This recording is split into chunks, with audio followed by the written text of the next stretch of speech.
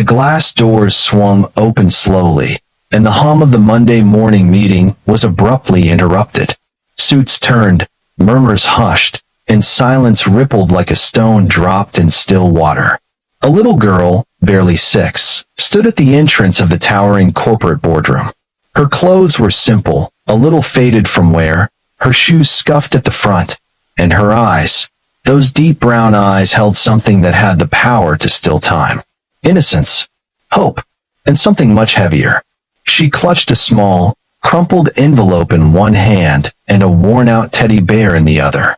Her pigtails were unevenly tied, as if she'd done them herself. She stepped forward with hesitant bravery. A security guard moved toward her, but the girl, unfazed, cleared her throat. "Excuse me," she said, her voice small but clear. "Where can I buy a dad?" The room fell into stunned silence.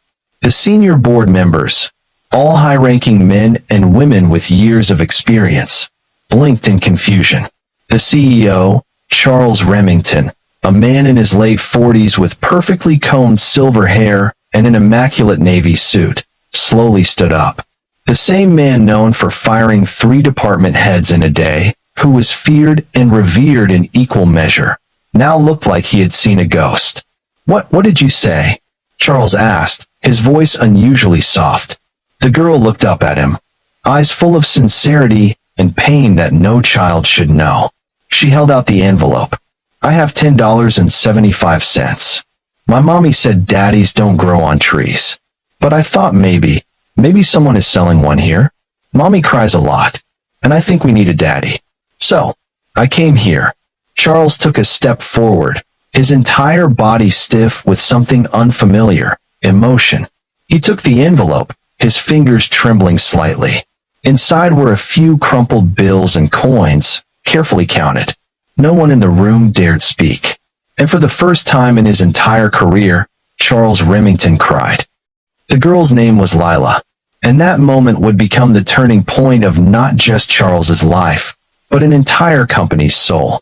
After the initial shock wore off, Charles had security take Lila to a quiet office room with toys and a small sofa while he made urgent calls. His assistant, Maya, was already on her laptop trying to trace the child's identity. They were able to find a nearby address attached to the emergency contact in the local school database. It matched a name on a list from the company's annual holiday donation drive. Her mother, Hannah Collins. Hannah was a single mother who had once worked part-time as a janitor at the building 2 years ago. She had quit suddenly and never came back. Charles vaguely remembered her, a quiet woman with kind eyes who never spoke unless spoken to. When he asked his assistant why she left, there was no answer. No file. No reason. Just vanished. He sent someone to her apartment. They returned with devastating news. Hannah had collapsed from exhaustion 3 days ago.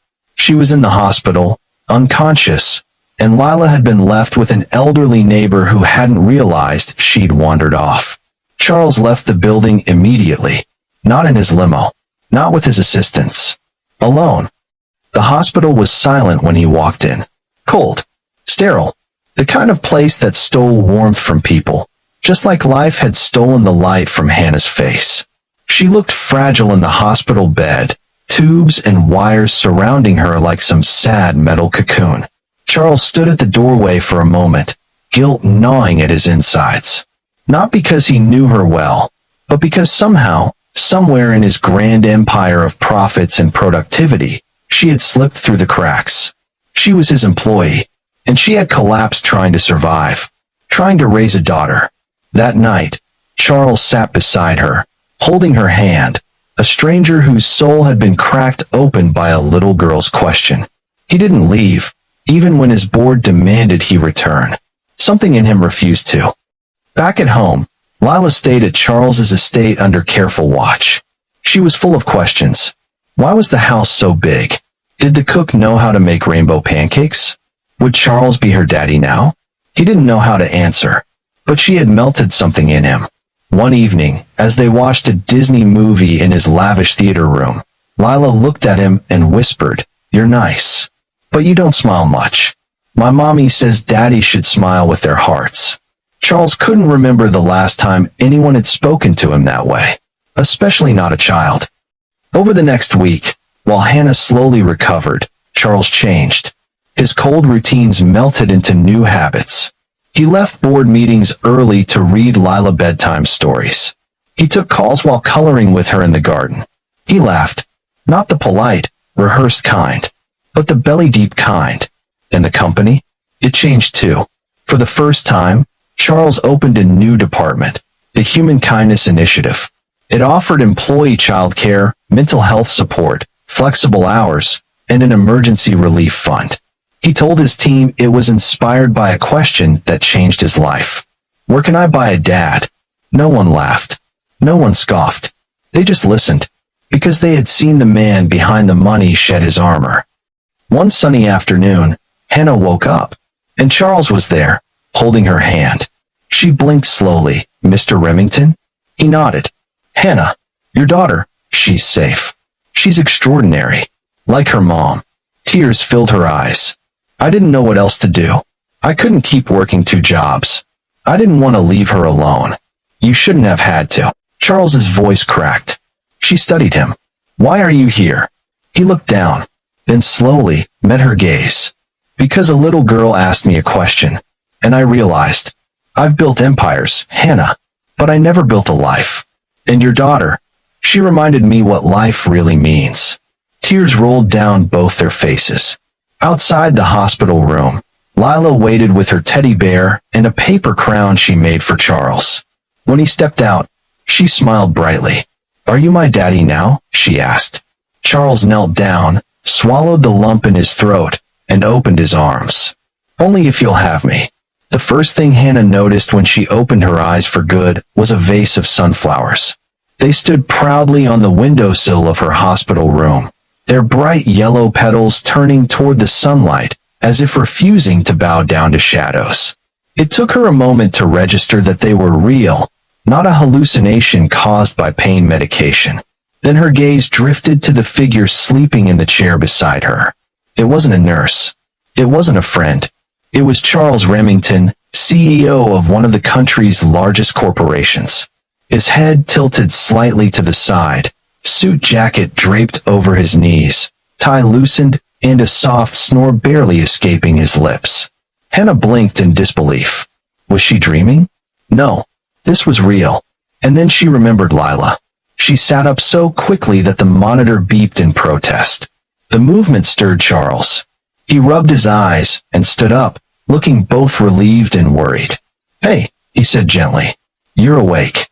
My daughter, where is she? Where's Lila? She's safe, he assured her quickly. She's been staying at my house. My staff has been watching her closely. She's been teaching my housekeeper how to make pancakes shaped like unicorns. Hannah's eyes welled up. I'm sorry. I didn't know she'd go looking for a father. I didn't know how much she missed having someone. She came into my boardroom and asked if she could buy a dad. He said quietly, almost to himself. It was like a punch to the heart. Hannah looked away ashamed. I failed her. No, Charles replied, stepping closer. You've done everything you could. You've given everything for her. I failed her. I failed you. You worked under my nose. You cleaned our hallways. And I never saw you. Not really. She didn't know what to say to that. Days passed. Hannah regained strength, slowly but surely. Every afternoon, Charles brought Lila to visit her. The girl would jump into her mother's bed, chattering about the CEO's golden retriever, the gigantic swimming pool she wasn't allowed to swim in yet, and the magic closet full of toys. But more than stories, what touched Hannah was the look in Charles's eyes, gentle, invested, open. Lila had found something in him, and he had found something he never knew he needed. One afternoon, as Lila napped on the recliner, Hannah turned to Charles. You've changed, she said quietly.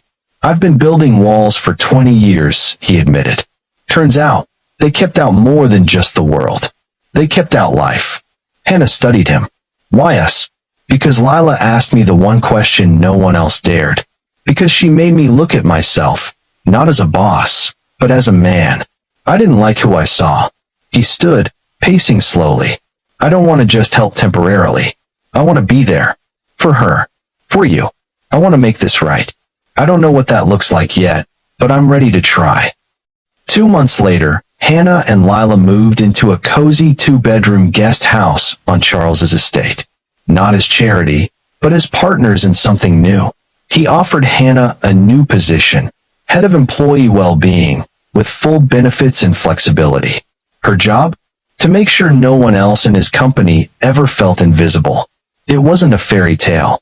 Hannah struggled at first, adjusting to wealth, to trust, to letting go of pride. But she grew. She thrived. And her heart began to heal. Lila blossomed too.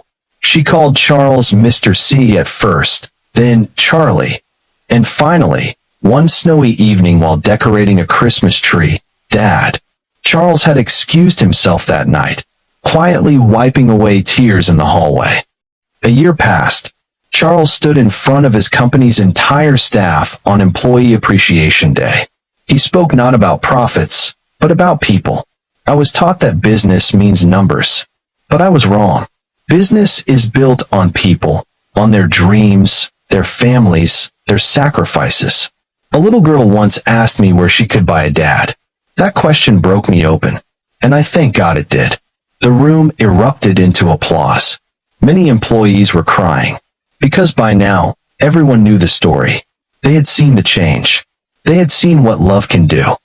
On a warm spring afternoon, in a small backyard ceremony filled with flowers, laughter, and handmade crafts from Lila's classmates, Charles stood in front of a judge. Holding Lila's tiny hand and Hannah's trembling one, he adopted the little girl who had wandered into his world. I may not have been there when you were born, Charles said, kneeling before her. But I will be there every single day forward. Not because I bought it, but because love is not for sale. It's given, and you gave it to me. Lila wrapped her arms around his neck. And this time, Charles didn't just cry. He wept with joy. Love cannot be bought. It can only be shared, nurtured, and protected. Sometimes, family is found in the most unexpected places, like a boardroom interrupted by a 6-year-old girl with a teddy bear. And sometimes, the richest people are those who finally learn how to give their hearts away.